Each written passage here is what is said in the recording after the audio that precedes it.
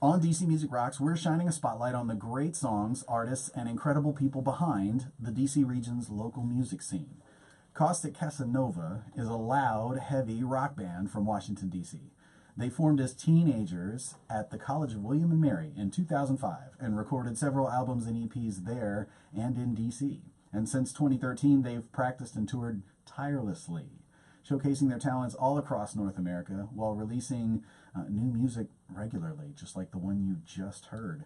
And there's no intentions of slowing down either. They've played hundreds of shows and are doing all their own booking in DC and throughout North America with plans for more touring throughout the world. And they released their latest EP, that one on September 8th is the exact date. So I first came across these guys when I was introduced to them. I was introduced to their music. Somebody said, "Oh, you should check out Caustic Casanova." And it was like, oh my God, they're so powerful. I love this band. And so now I've gotten to play them on the show before, and now I actually get to have you guys here. So this is a treat. Thanks for being here, guys. Thank you so much. Now, first and foremost, talk about the name. Where does the name Caustic Casanova come from? The name just comes from really me liking alliteration and wanting to just have... We wanted to call the band the Casanovas. The real story is we wanted to call the band the Casanovas, and there was already some band from Australia or something called that.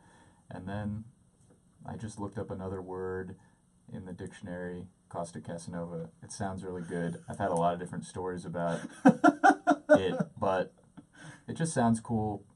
I really like it. I think it stands up to this day. A lot of people regret their band names. I think it's cool. We always get questions about it, you know. Many mispronunciations also.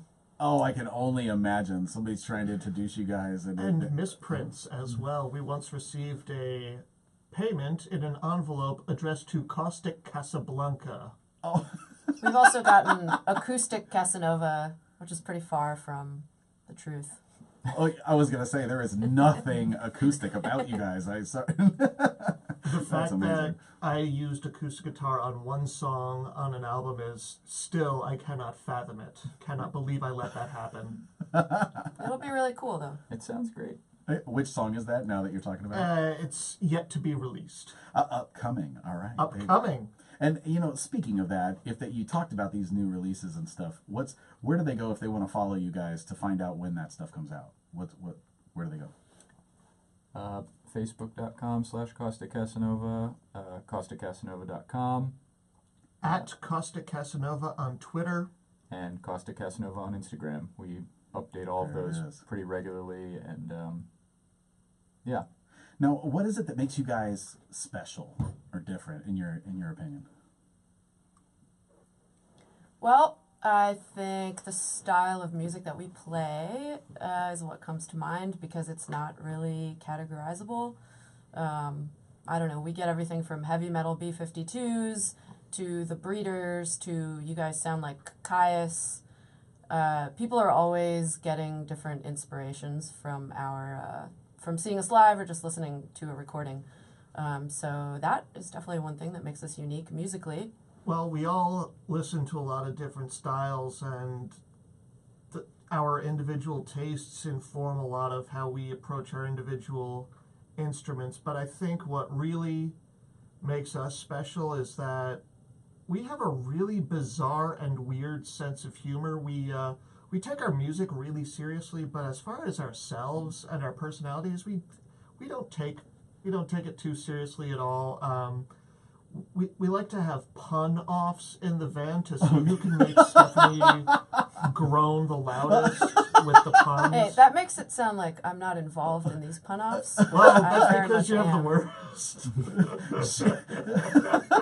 Oh my God, I can only imagine what road trips with you guys are like. I've also come up with must be nicknames amazing. for all of us using the Caustic Casanova template. Thank you, Stephanie. This is so good. I love it. And what is it now? Talk about the DC region connection now. So you've always been DC. I mean, we said William and Mary is where you got together, and then you've been based in DC ever since. Yeah, Francis and I are two of the original members of the band. We formed at the College of William and Mary in Williamsburg, Virginia. And then I was 2 years younger than him, so, you know, we took a few years off. And then Fran is from the area originally. I moved here in 2008, and Andrew moved here in 2004 because he went to American. And so since then, we've all kind of been in the area. And how did you guys get together? The original guitar player and Stephanie and I lived in the same hall as the original guitar player in college when I was 17, and then we found Stephanie through a exciting new thing called Facebook, which we just searched for drumming. Yes. It was the first year that it was around, actually, 2004. That's right, 2000, yeah. So we found someone through just searching drumming, and 4 people came up, and we talked to them, and she came in, and we were so desperate for just anyone that she played a beat for about half a second. We said, okay, that's good. Nice. And then you found out how absolutely incredible she is. Yeah. And it was like the best I don't know if decision. I'd say that then. That was a long time ago. But you've come a long way. Because if you watch videos of these guys, like Stephanie puts it down for sure. Well, all these guys put it down. Let's be real. But wow. So I just want to make sure that Andrew gets. Oh yeah, talk about Andrew. So that's right. We sort of disbanded in 2012 for a little bit, mostly because we wanted to tour a lot, and it just wasn't possible with the current situation with the situation we were in 2012. And our guitar player left the band, and then we decided we were going to continue, but only if we could get someone who was really, really, really good. And we tried out a lot of people, and it just turned out that our really good friend, who had mostly played in punk bands that we knew, had, a lot more to offer Nice. as far as space rock and all sorts of things. So we ended up asking him, and it's been, a joy ever since. Take it away, Andrew. Andrew, I love that, in man. case you couldn't figure it out, I was the really good friend that they were talking about. I started to wonder for a second, and then I realized, no, there can't be another plot twist here. So that must be you he's talking about. Well, they were hoping to get their really good friend in the band, but they wound up with me instead. Oh my God! This is what it's like. This is what it's like in the van. I'm imagining what it's like in the van. This is so good. But it's also a lot smellier. Oh, I knew she wouldn't be able to hold back from getting that in. We don't have to. We don't have to go there. down that Don't road. go blue. Well, hold on. This is a family show. Keep it clean. So, on that then, we'll talk about you guys outside of the music then. Like on the personal side, hobbies, or what do you do in your free time? Talk about that, each of you. Well, I really like to spend time outside. Francis always makes fun of me because I was an outside kid as an excuse for why I don't know What the cloud is. know a lot of popular culture. Or that I didn't really understand what the cloud was. Yes, I'll say it. A couple years ago, I was like, what is it? Is it a physical cloud? Anyway, I won't go there. I really like cycling. I like running. I like staying active, basically doing anything outside. I like trying new food, new beer. I really like sour beer. And I like attending shows. Those are some of my favorite things to do. Nice. Francis, what about you, man? I like to do all of those things. The amount of time that the three of us spend together is pretty ridiculous, since it seems like we do everything together, both in and out of the band, and we all pretty much do a lot of the same things. Like, we all love food. That's part of what we love about touring, is finding new restaurants and new beers and new cocktails and different things in different cities. I personally, just the only thing that Steph didn't mention, I love reading books. I tried to read 40 books last year. Oh, how'd you do? I failed, but How many did you do? fewer than 30. A real 700-page doorstop about North Korea really hung me up. That was the one that killed me. More light reading for 2018. A doorstop about North Korea. God, that's such a current event thing, too. I love it. Andrew, what about you, man? Well, I mentioned earlier I live in Frederick, so my girlfriend and I, we spend a lot of time just wandering around downtown Frederick. We like to try the restaurants there, and a lot of really good breweries up there that we like to sample, and some really good hiking. Ooh. And we love cooking, and I love to see what fun stuff I can do with my cast iron pan. And there's some deliciousness. Yes. And what you mentioned breweries, just out of curiosity, is there one that comes to mind as like the latest one you tried recently that was, oh God, that was such a good brewery? You like that one? My favorite brewery up in Frederick is Attaboy. It started out as just a brewery where you could do growler fills on the weekends, and now they're starting to distribute on draft lines in Frederick, but it's still a really small operation, and they make really, really delicious beers. And the brewery space is super nice. It's a great way to spend an afternoon, get something from the food truck, and play giant Jenga. Nice. That's cool. All right, now back to you guys as a band then. One of the things I'm curious about, because you've been at this for a lot of years, what's the biggest success moment that comes to mind for you guys so far? I guess that means there have been none. Just kidding. I think I'll There's speak. so many. I'll keep it short, but I'll speak for all three of us when I say getting signed to Retro Futurist Records, the label that Kailasa, the psychedelic metal band, owns, was a highlight. We played with them once in 2012 or something like that. 2013. And they really liked us, and they asked, do you guys have anyone to release your upcoming record? And we didn't.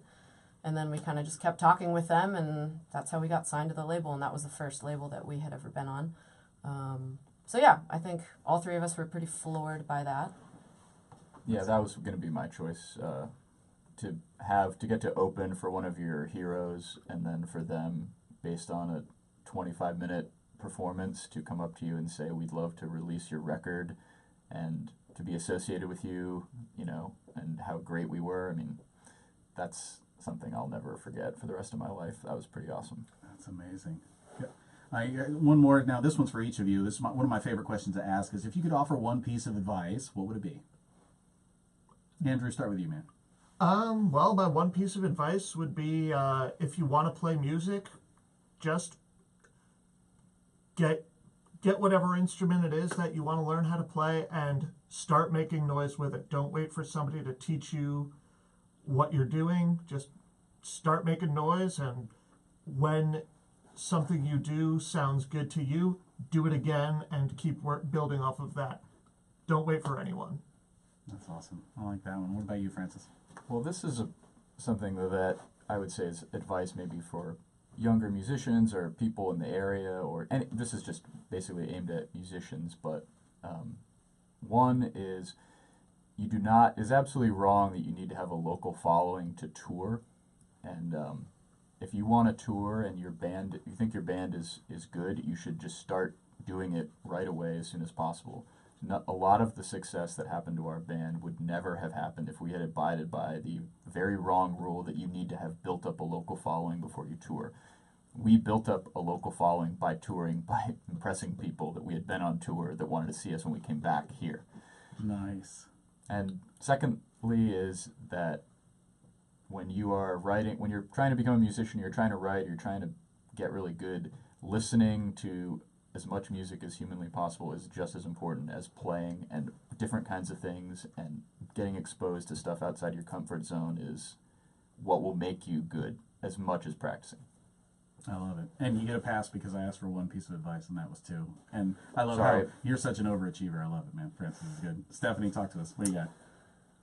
If you're a band that's preparing to go into the studio, I would say practice, for the first time or the second time, if you haven't done this before, practice your songs to a metronome during your practice, if there are parts that you can do that to. We didn't do that the first few times that we went into the studio, and now we're in the habit of doing that. And it just makes things so much easier for us and, for the engineer, for the producer. Both parties are just way happier. It creates a better product. It's more fun. And so definitely it might be hard at first, but you'll get used to it. And it definitely helps a lot in the studio. Practice with a metronome. I love it, guys. And one more time, if they want to follow you guys and find out more about what's happening with Caustic Casanova, where do they go? Facebook.com/Caustic Casanova, at Caustic Casanova on Twitter, Caustic Casanova on Instagram, CausticCasanova.com. Oh, and by the way, no spaces in between Caustic and Casanova on Instagram.